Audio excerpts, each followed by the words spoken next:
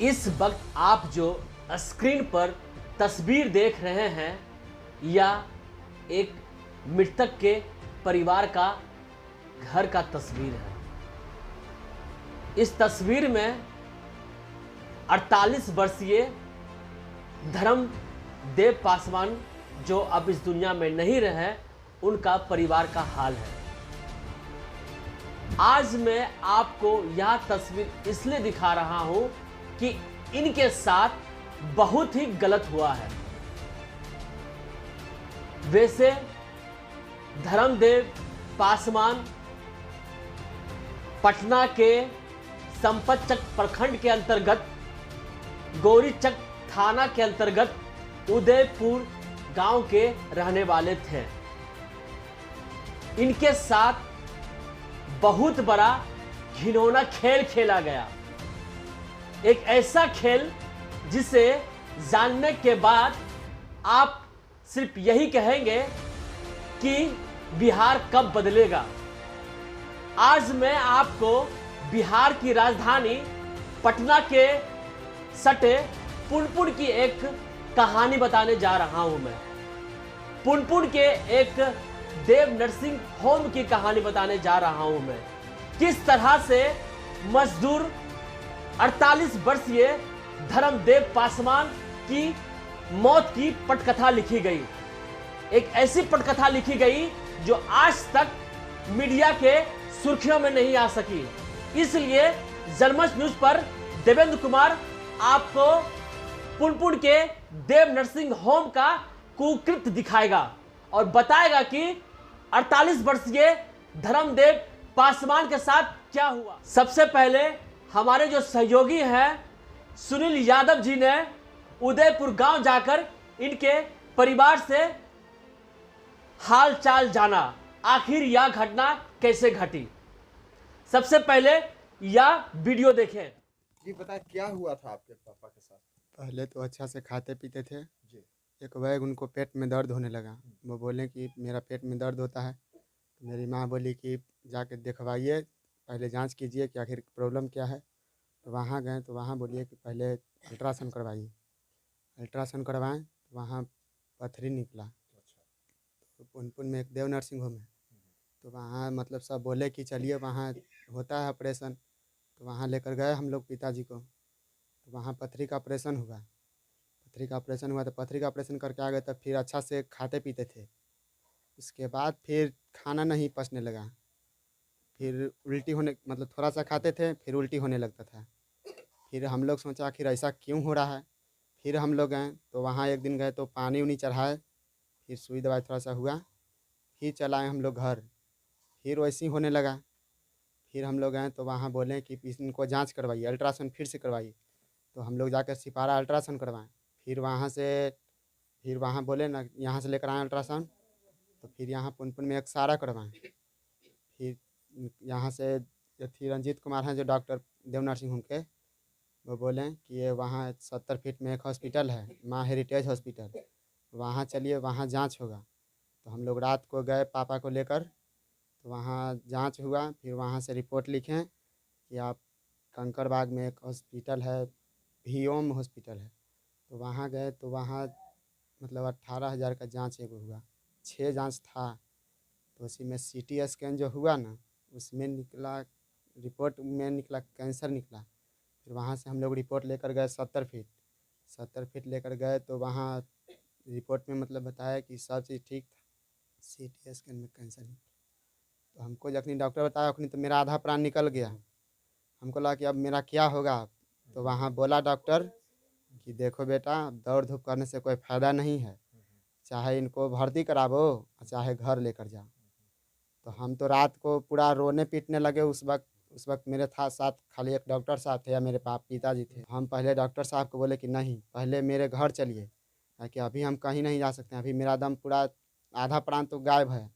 तो वहाँ बोले कि ठीक है। मेरी माँ और दादाजी थे पुनपुन हॉस्पिटल में, तो मेरा नानी घर यहीं मंगलीचक है। तो वहाँ से बोले कि जाओ उनको, उन दोनों को ले आओ, वहाँ आने के बाद सारा बात हम बताते हैं। तो वहाँ से उन दोनों को ले आए यहाँ। हम लोग भी वहाँ गए मंगलीचक में नानी के यहाँ। तो वहाँ फिर गए तो फिर डॉक्टर साहब कहें कि अब हिम्मत बनाओ, अब इनको कोई ठीक नहीं है, कैंसर है आँत के पास जो है ना, वहाँ पर कैंसर बताया। तो कैंसर बताया तो कहें कि इनको अब मतलब 10 दिन 12 दिन इससे ज़्यादा आदमी नहीं रह सकते हैं। तो अब पूरा सब रोवा पीटी हम लोग करने लगे, और वही एक कमाने का मात्र ये साधन था। ऑपरेशन कराने के बाद समस्या हुआ, हाँ, ऑपरेशन के बाद ही जो हुआ ना समस्या, ऑपरेशन के बाद ही होने लगा, उसके पहले नहीं। इसके पहले नहीं था। क्या नाम हुआ आपका? मेरा नाम कमलेश कुमार है, आप उनके लड़का हैं? हम उनके छोटा लड़का हैं। अच्छा अच्छा। पड़ा तो हम लोग तो देख नहीं रहे हैं। कैसे वो चले गए, कैसे अब गुजर बसर होगा उनका, बच्चे लोगों का? तब कैसे गुजर होंगे, तब भीख दुख मांग के करेगा काम। अब आपे लोग पर न है, हम लोग हैं, कुछ के आते नहीं है। कर्जा से तो 50-80 हजार लग गया, सब कर्जा ले लेके, तभी मैंने कि बच्चा नहीं थी। अनुदान मिला आपको? कुछ नहीं मिला अखनी, कुछ ना। अब कहाँ से करेगा, माथा पर बोझ है, क्या से करेंगे न करेंगे, कैसे करेंगे, कैसे खाएगा। न वो खेत न बधारी, कमाते हैं तो खाते हैं, नहीं तो नहीं खाते। गुजर बसर करते हैं। मेन है बच्ची है एगो माथा पर, एकरे ला ज्यादा बोझ है। क्या नाम? कर्जा महाजन 80,000 इतना हो गया, 80,000 कैसे 90,000 भरेंगे? में सरकार बच गया। कुछ मदद करिएगा तब ना।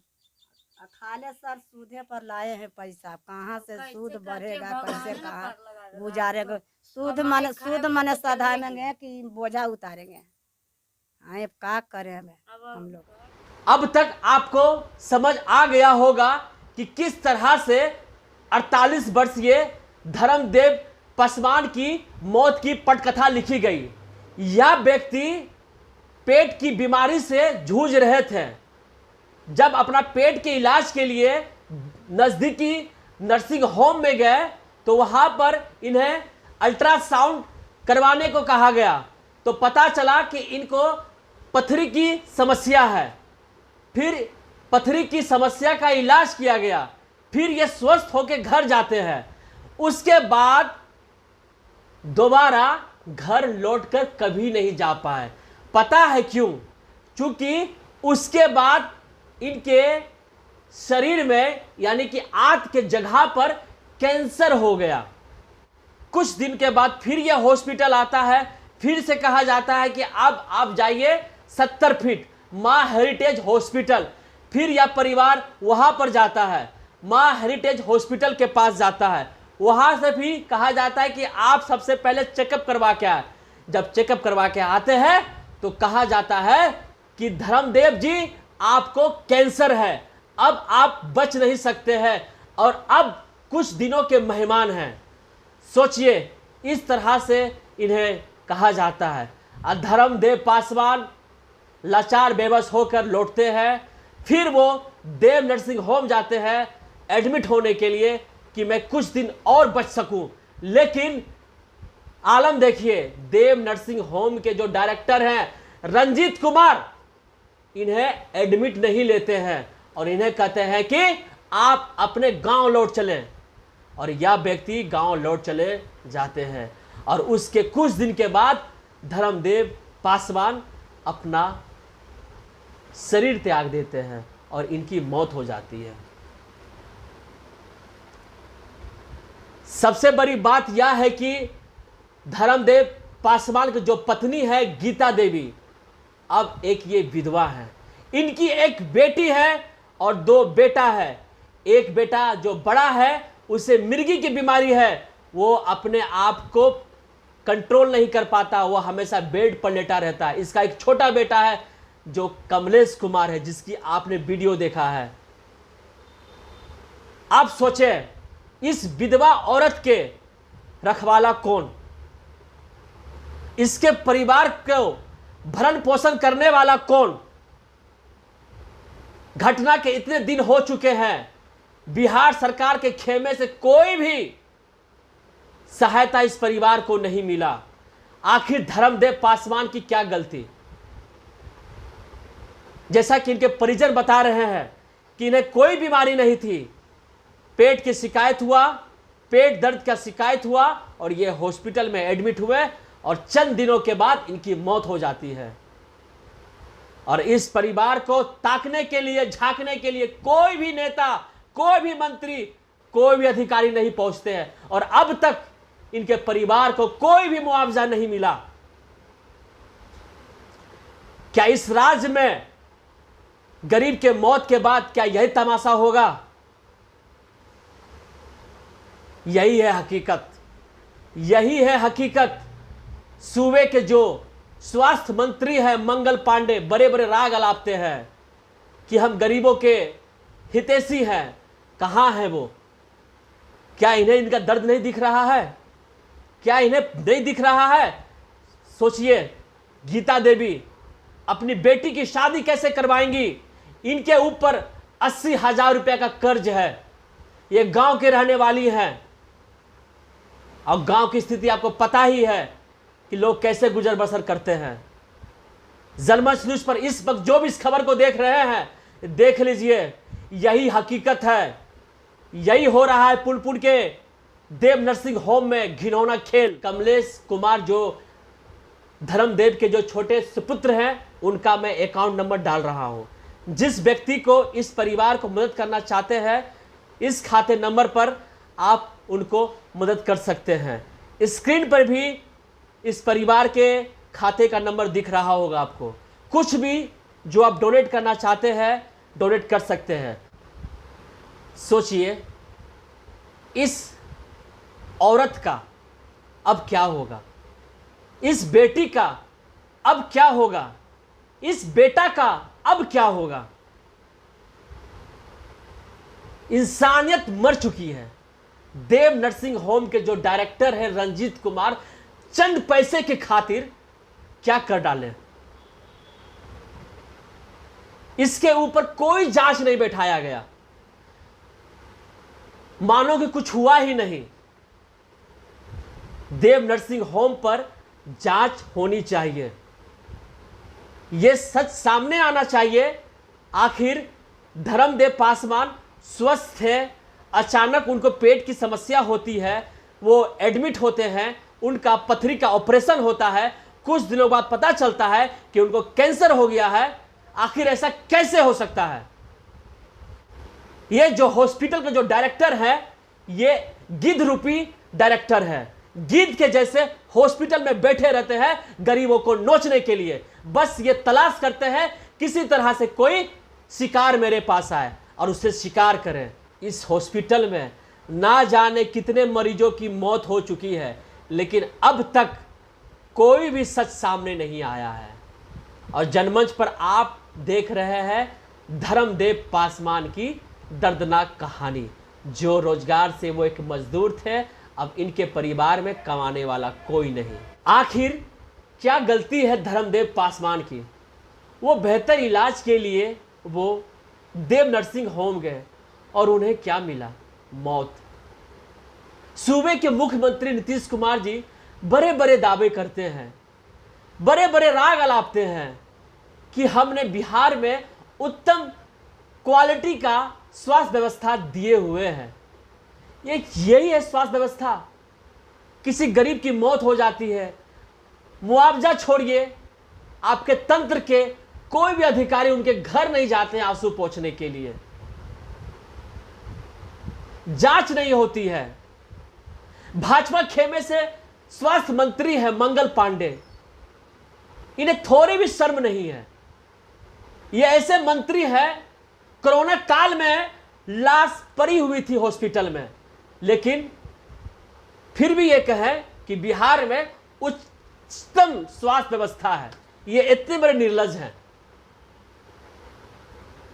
और सोच लीजिए, बिहार में गठबंधन की सरकार है, एनडीए की सरकार है, मोदी की सरकार है, नीतीश की सरकार है, जो केंद्र में बैठी हुई है। जब बिहार के स्वास्थ्य व्यवस्था ठीक नहीं कर सकते हैं, तो देश की स्वास्थ्य व्यवस्था क्या ठीक कर पाएंगे? ये सिर्फ ये कागजों पर ही स्वास्थ्य व्यवस्था ठीक कर पाए हैं और ये कुछ नहीं किए हैं। ये एक ऐसी छुपी हुई कहानी है जो अब तक आप लोगों के सामने नहीं आया, और जनमंच पर आप धर्मदेव पासवान की दर्दनाक कहानी देख रहे हैं, इसलिए कि जनमंच न्यूज हमेशा गरीबों के साथ खड़ा रहा है और खड़ा रहेगा। इस वक्त जो भी इस खबर को देख रहे हैं, दिल में थोड़ी भी दया आई है तो इस परिवार को मदद करें। स्क्रीन पर इस परिवार का अकाउंट नंबर दिख रहा होगा आपको, आप इन्हें मदद कर सकते हैं। इस परिवार को अगर मुआवजा नहीं मिलेगा तो इनकी बेटी की डोली कभी उठ नहीं पाएगी। इनका जो बेटा बीमार है मिर्गी से, वो कभी ठीक नहीं हो पाएगा। जो कमलेश कुमार इंटर की पढ़ाई कर रहा है, वो पढ़ाई कभी कंप्लीट नहीं कर पाएगा और भविष्य इसी तरह गर्त में चला जाएगा। कृपया इस परिवार को मुआवजा दें। प्लीज इस खबर को जनता के हित में वायरल कीजिए। हमसे जुड़े रहने के लिए हमारे YouTube चैनल को सब्सक्राइब करें और नई वीडियो की नोटिफिकेशन के लिए बेल आइकॉन को दबाएं। अगर आप ये वीडियो Facebook पर देख रहे हैं तो लाइक जरूर करें और ज्यादा से ज्यादा शेयर करें। धन्यवाद।